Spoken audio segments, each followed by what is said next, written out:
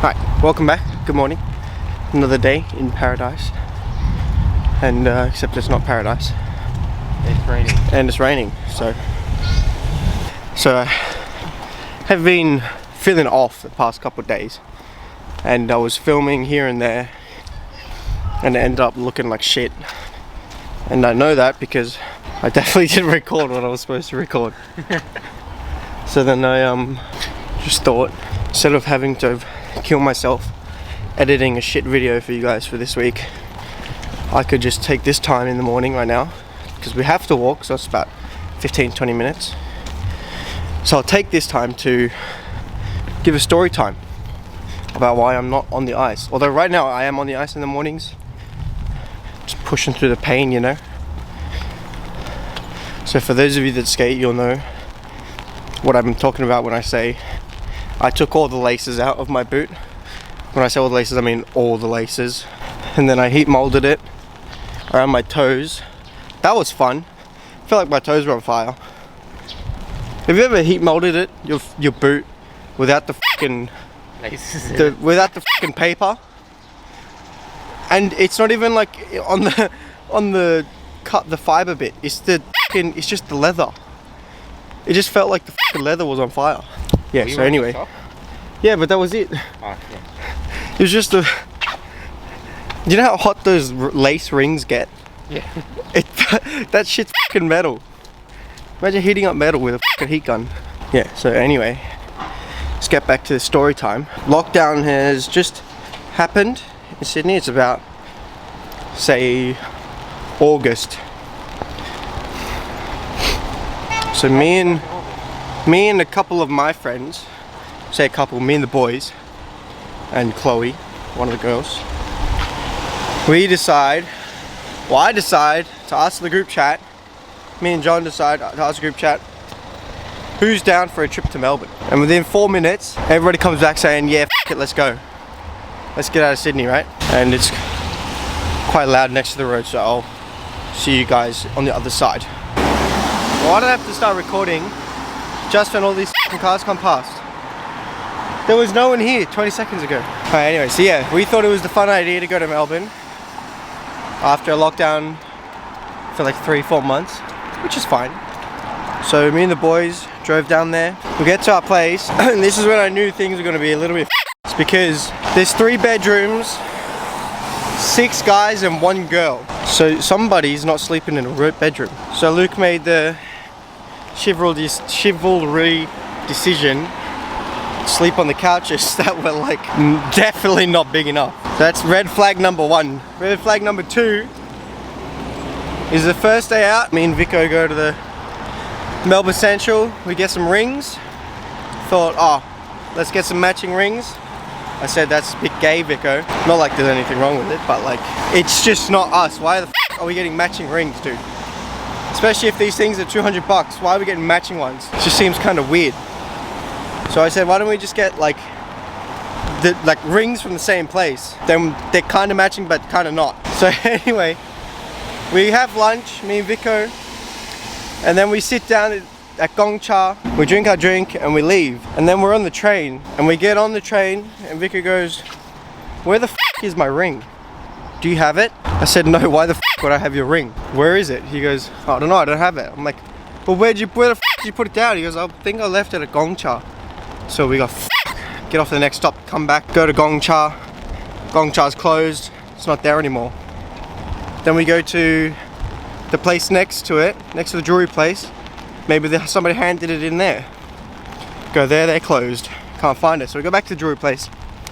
Ask them if anyone comes back with it, can you let us know? Anyway, no one comes back with it. So Vico goes back the next day, and then luckily somebody gave it to them. They just forgot to call Vico's number, so all in all, he got his ring back. Red flag number 2 is when what the f? Okay, yeah, so before my umbrella rudely interrupted me, back to our story. Aiden and the gang went to go get some drinks. Now when I said drinks, I thought, oh, he's gonna get, I don't know, a plethora of drinks. This kid got 1 whole slab from Costco of Corona. Now there's nothing wrong with that.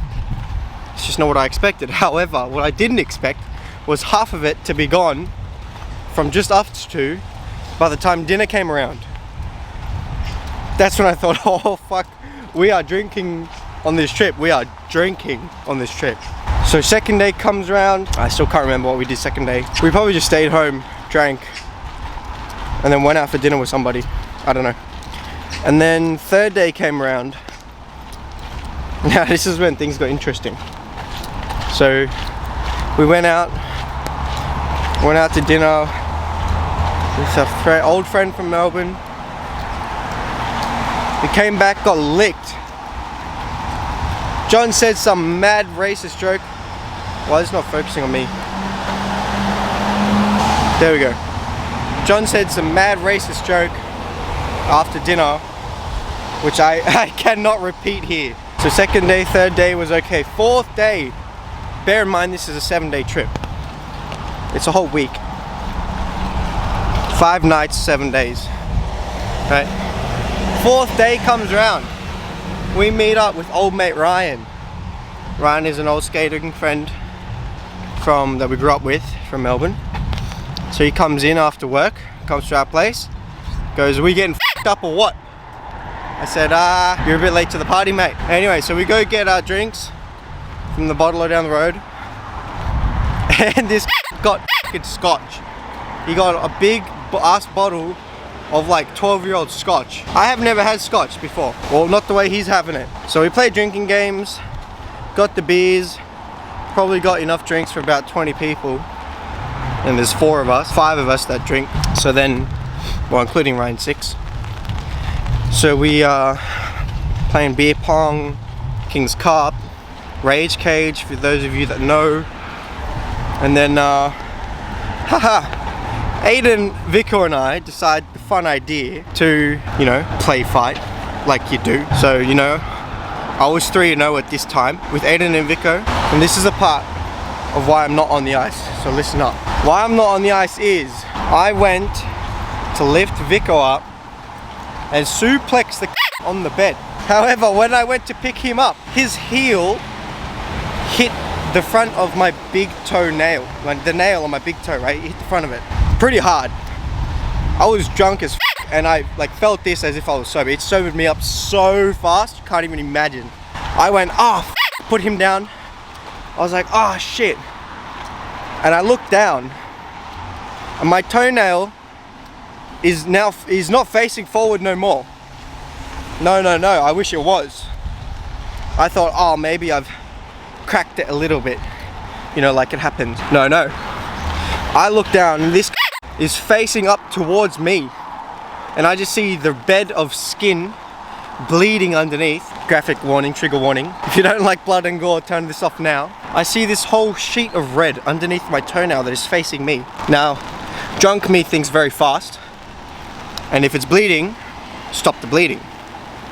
So I push my nail back down, push it down forward again, stop the bleeding, because I don't have shit to tie it up with right now. So then Aiden goes out to get help, because we're not in the same room anymore, we're in a different room. And so Aiden goes out to get help. He's calling out, and in his mind I can tell, he's going, John, Aiden, John, Luke, help, quick. Emergency, urgent, right? And because we're drunk, John and Luke think, shit, they're just f***ing around, so everybody just f***ing hit their head or something. And this goes on for like a solid 3 minutes, and I'm there just pushing on my toe, trying not to lose my shit. And then, yeah, so John finally comes, and I'm thinking, we don't have shit to like wrap it up with right now. So I was like, just get toilet paper, just get paper, just get something to soak up the blood, stop the bleeding, right? Put pressure on it, stop the bleeding. And then we don't have any band-aids, gauze, anything, so we just get toilet paper. Luckily, John had duct tape in his car, because that's the only sticky shit we had to keep the paper on my toe. So we wrap that as hard as we can. Then we think about our options. And this is when shit hit the fan, because I could either wait until we got back to Sydney, or I go to the hospital in Melbourne. However, if I go to the hospital in Melbourne, they're not going to treat me because I'm drunk. They're not going to give me any anesthetics because I'm drunk. They're just going to rip the toenail out and tell me to f off after about 4 hours of waiting time, right? So we make the smart decision to wait until I go back to Sydney. So I go back to Sydney 3 days later. I'll go to the doctor and I'll insert a picture here. Bang. That's what it looked like before I went to the doctor. And then I'll insert another picture. Bang. That's what it looked like exactly after we left the doctor. So yeah, he just pulled my toenail out. I went in there thinking, oh, he's just going to change the dressing. But no, he ripped the bitch out. It's probably the best thing. And so yeah, now it's going back. And that's why I'm not on the ice anymore. Or well, I am on the ice. It just hurts a bit, you know. We do what we do. So yeah, now we're at the rink. It's a story time ever. I hope you guys enjoyed the video. If you did, like and subscribe. Turn the notification bell on. Let me know what you thought about the story time type of videos. I'm out of breath as f, dude. My heart actually hurts. Anyway, yeah. See you guys in the next one. Deuces.